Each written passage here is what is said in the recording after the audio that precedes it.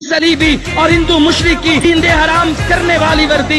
जी हाँ, इसी वर्दी की लाज रखने वाले, सिर्फ एक अल्लाह की खातिर सीना तान कर दुश्मन के सीने चीरने वाले जवान कहते हैं और सियासतदानों, फौज को मुजरिम ठहराने वालों, क्यों न आज आपसे भी एक मुतालबा किया जाए।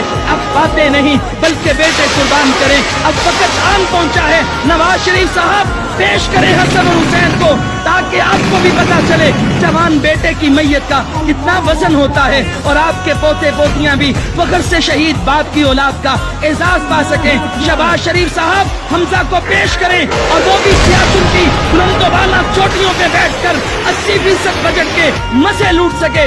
मरियम बीबी साहिबा, हम जानते हैं जुनैद सफदर भी ग्रेजुएट हो गए हैं, तो पेश करें उन्हें। मोहतरमा, मुल्क को आप जैसे वफादारों के बच्चों की बहुत जरूरत है। जरदारी साहब पेश करें बिलावल को, खुर्शीद शाह जी जीरक शाह को हाजिर करें, अवाम कुर्बानी मांग रही है।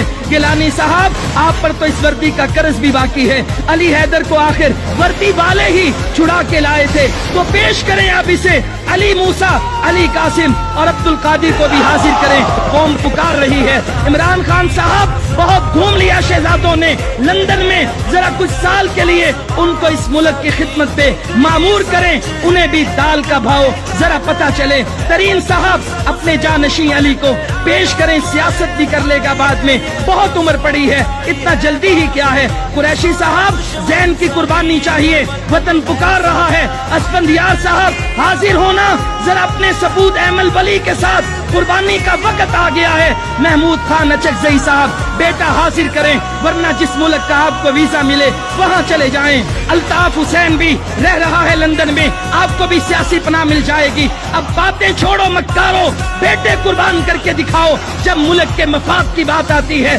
तो चंद जमीर फरोश लोग, फौज को गालियां देने वाले, वर्दी को गालियां देने वाले, डैम बनाने की बात पर अपनी लाशों के गिरने की बात करके इस कौम को थ्रेट करते हैं। अरे मक्कारो, ये धरती हमेशा से फौज के खून से ही सैराब हुई है।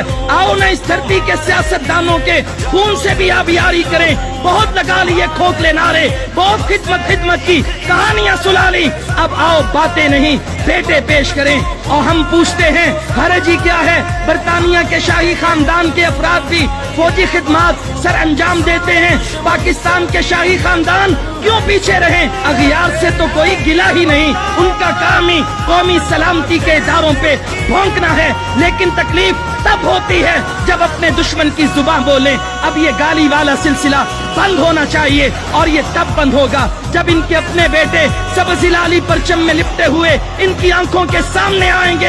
तो क्यों ना इन सियासतदानों से मुतालबा किया जाए कि वो बाद में पहले बेटे सरहदों की हिफाजत में लगाएं, ताकि आपके लिए पुरअमन और शफाफ इलेक्शन का इनेकाद किया जा सके। ये जो दहशतगर्दी है, इसके आगे सीना ताने वर्दी है। तुम्हारे लिए